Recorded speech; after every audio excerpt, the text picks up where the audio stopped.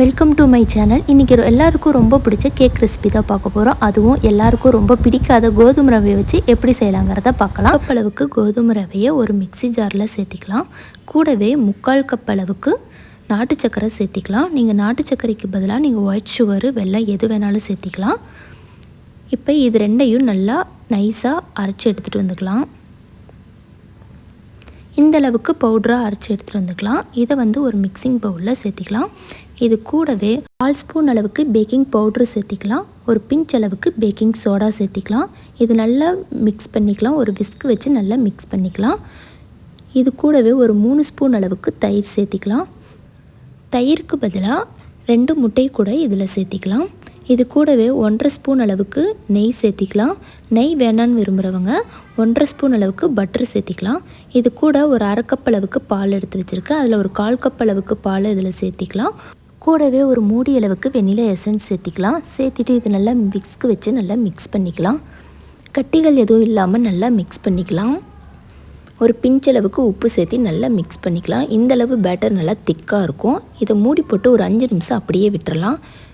5 நிமிஷத்துக்கு அப்புறம் பார்க்கும்போது நல்லாவே திக்காக இருக்குது. ரவையெல்லாம் நல்லா ஊறி நல்லாவே திக்காக இருக்குது. நம்ம மீதி எடுத்து வச்சுருந்த பாலை இதோடு சேர்த்து கொஞ்சம் கொஞ்சமாக சேர்த்து நல்லா மிக்ஸ் பண்ணிக்கலாம்.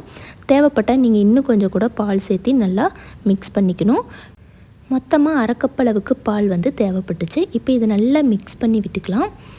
அவ்வளோதான், பேட்டர் ரெடி ஆயிடுச்சு. இந்த கேக் பேட்டரை ஒரு பேக்கிங் பவுலில் மாற்றிக்கலாம். மாற்றிட்டு நல்லா டேப் பண்ணி விட்டுக்கோங்க. அப்போ தான் ஏர் பபிள்ஸ் எல்லாம் ரிலீஸ் ஆகும். கேக்கும் ஈவனாக வெந்து வரும்.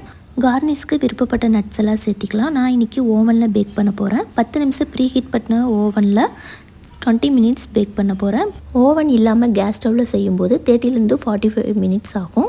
இப்போ கேக் நல்லா வெந்துருச்சான்னு பார்த்துடலாம். சூப்பராகவே வந்திருக்குது கேக்கு. இதை டிமோல்டு பண்ணிக்கலாம். நல்லா ஆறுனதுக்கப்புறமா இந்த மாதிரி கத்தி வச்சு எடுத்து விட்டுக்கலாம். இப்போ தட்டை வச்சு நல்லா கவிழ்த்தி எடுத்தோம்னா சூப்பரான கேக் ரெடி ஆயிடுச்சு. கொஞ்சம் கூட பவுலில் ஒட்டவே இல்லை. கேக் நல்லாவே வந்திருந்தது. நல்லா சாஃப்டாகவே இருந்தது. இப்போ நம்ம எந்த ஷேப்பில் வேணுமோ நம்ம கட் பண்ணி எடுத்துக்கலாம். எப்பயுமே ரவையில் உப்புமா, கிச்சடி இந்த மாதிரி செய்கிறதுக்கு பதிலாக கொஞ்சம் வித்தியாசமாக கேக் செஞ்சு கொடுத்தோம்னா கண்டிப்பாக ரவையே பிடிக்காதுன்னு சொல்கிறவங்க கூட கேட்டு வாங்கி சாப்பிடுவாங்க. ஏன்னா இது ரவையில் தான் செஞ்சோமாங்கிறதே அவங்களுக்கு தெரியாது. டேஸ்ட் ரொம்பவே சூப்பராகவே இருக்கும். இந்த கேக் ரெசிப்பியை கோதுமை ரவை இல்லாமல் வெள்ளை ரவையிலுமே செய்யலாம். சேம் மெஷர்மெண்ட்டு தான். அதுவுமே டேஸ்ட்டு ரொம்பவே நல்லாயிருக்கும்.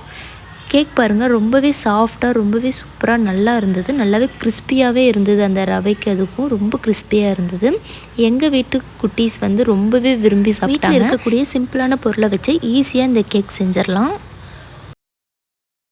இது போல் ரவையே பிடிக்காதுன்னு சொல்கிறவங்களுக்கு இந்த மாதிரி கேக் செஞ்சு அசத்துங்க. பாய்.